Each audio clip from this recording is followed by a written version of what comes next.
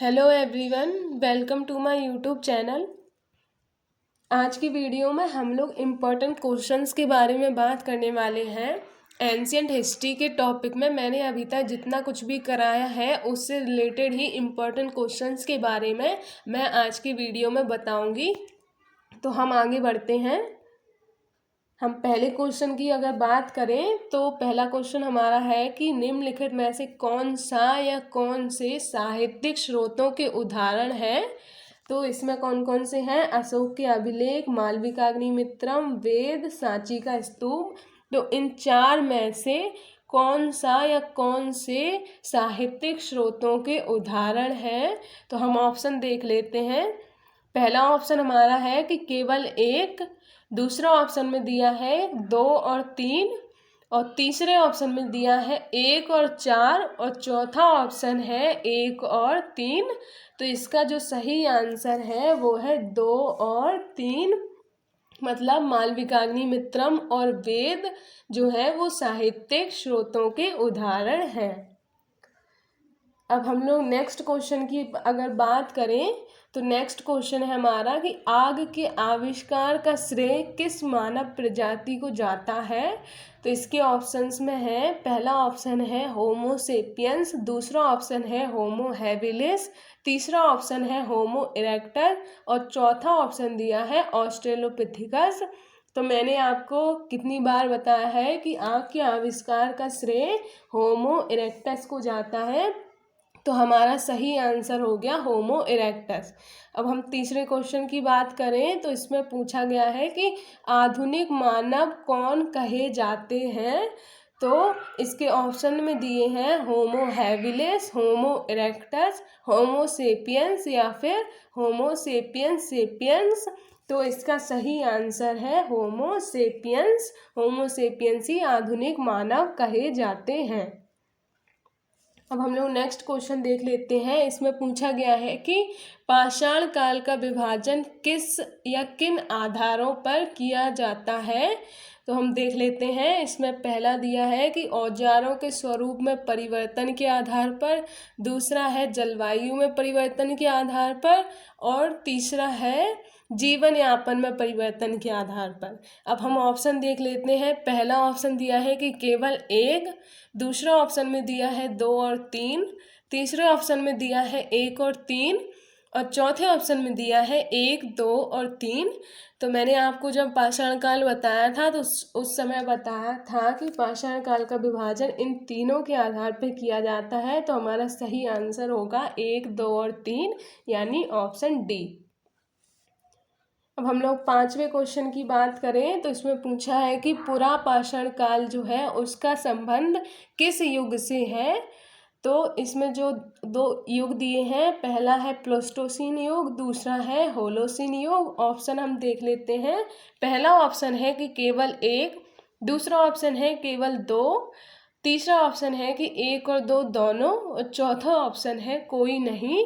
तो जब मैंने आपको पुरा पाषाण काल बताया था तो उस समय मैंने बताया था कि पुरा पाषाण काल का संबंध प्लेस्टोसीन युग या फिर इसे ही हिम युग कहते हैं, इससे है। तो इसका सही आंसर हो गया केवल एक, यानी प्लेस्टोसीन युग। इसके बाद फिर मध्य पाषाण काल से होलोसीन युग की शुरुआत हो जाती है। अब हम अगर नेक्स्ट क्वेश्चन की बात करें तो इसमें पूछा है कि हड़प्पा के किस नगर को विश्व धरोहर का दर्जा दिया गया है। ये एक करंट का क्वेश्चन है क्योंकि अभी वर्तमान में ही हड़प्पा को विश्व धरोहर या वर्ल्ड हेरिटेज साइट का दर्जा दिया गया है। हड़प्पा जो सभ्यता है उसके एक शहर को। तो हम ऑप्शन देख लेते हैं। इसमें पहला ऑप्शन दिया है हड़प्पा, दूसरा है मोहनजोदड़ो, तीसरा है कालीबंगा, और चौथा ऑप्शन दिया है धोलावीरा।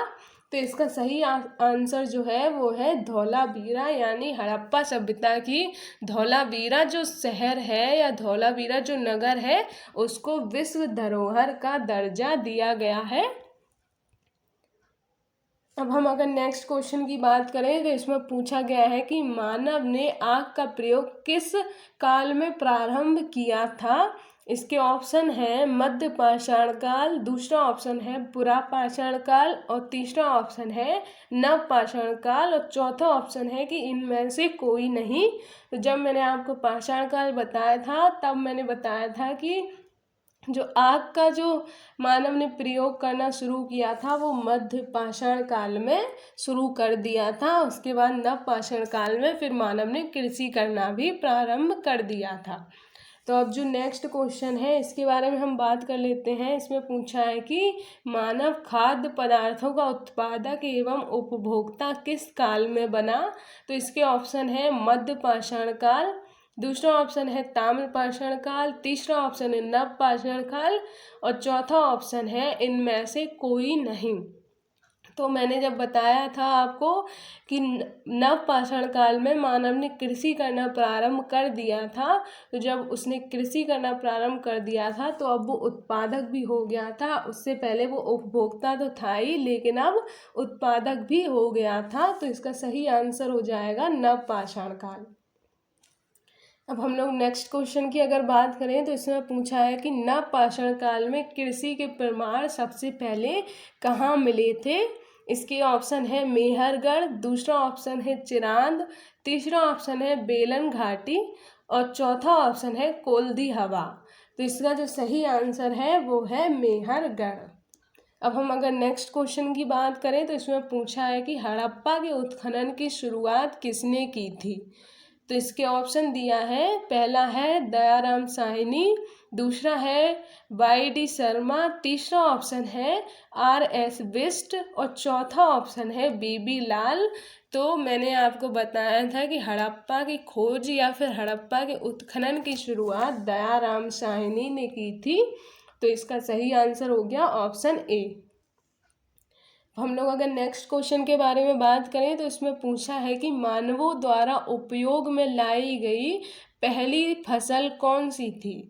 इसके ऑप्शन है, पहला ऑप्शन है चावल, दूसरा ऑप्शन है गेहूं, तीसरा ऑप्शन है जौ और चौथा ऑप्शन है ये सभी। तो इसका सही आंसर है गेहूं। मैंने आपको बताया था कि मेहरगढ़ से सबसे पहले कृषि के प्रमाण मिले थे और वहाँ पे जो प्रमुख फसल सबसे पहले मिली थी वो थी गेहूं। तो गेहूं की शुरुआत मानव ने सबसे पहले की थी। अब हम नेक्स्ट क्वेश्चन के बारे में बात करें तो ये है कि मानव ने सर्वप्रथम किस धातु का प्रयोग किया था। तो इसके ऑप्शन है, पहला ऑप्शन है कांसा, दूसरा ऑप्शन है तांबा, तीसरा ऑप्शन है लोहा और चौथा ऑप्शन है चांदी। तो इसका सही आंसर है ऑप्शन बी यानी कि तांबा। मैंने आपको बताया था कि नव पाषाण काल में धातुओं का उपयोग होना शुरू हो गया था और उन धातुओं में सबसे पहले तांबे का इस्तेमाल करना मानव ने शुरू किया था। तो इसका सही ऑप्शन है ऑप्शन बी। अब हम लोग अगर नेक्स्ट क्वेश्चन की बात करें तो इसमें पूछा है कि हड़प्पा के स्थलों से कांस्य की नर्तकी की मूर्ति कहाँ से प्राप्त हुई है।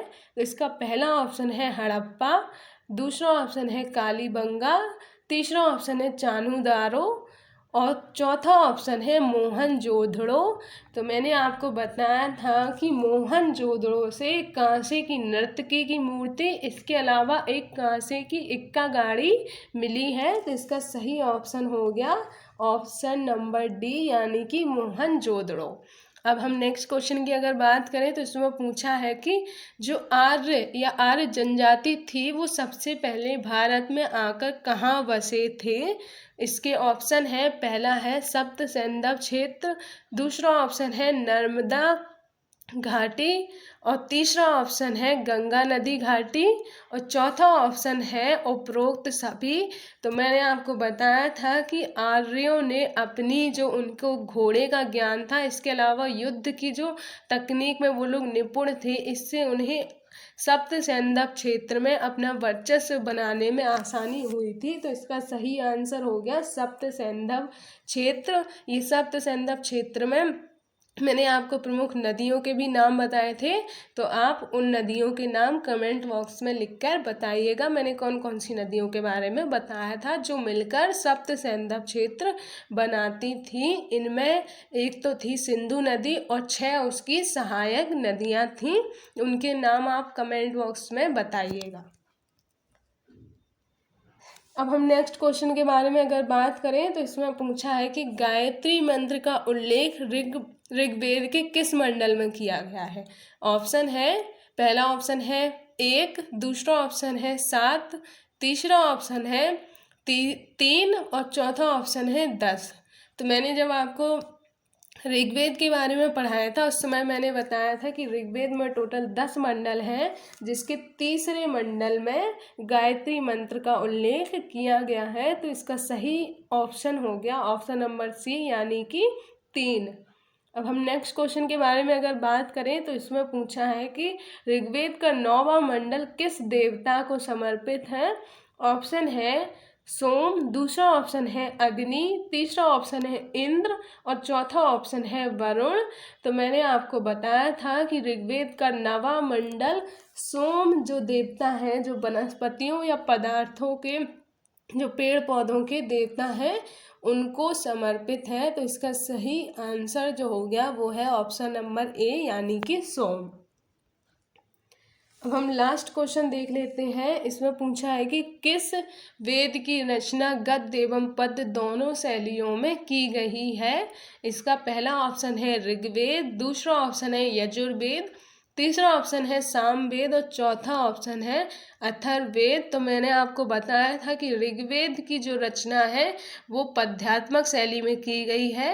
इसके अलावा जो यजुर्वेद है उसकी रचना पद्यात्मक एवं गद्यात्मक दोनों शैलियों में की गई है, मतलब इसमें मिश्रित शैली का प्रयोग किया गया है। तो इसका सही आंसर हो गया ऑप्शन नंबर बी, यानी कि यजुर्वेद। तो आज के वीडियो में बस इतना ही। अगर आपको मेरा वीडियो अच्छा लगा हो तो प्लीज़ इसे लाइक कीजिएगा और हमारे चैनल को सब्सक्राइब कीजिएगा। अब हम मिलते हैं नेक्स्ट वीडियो में, तब तक के लिए जय हिंद।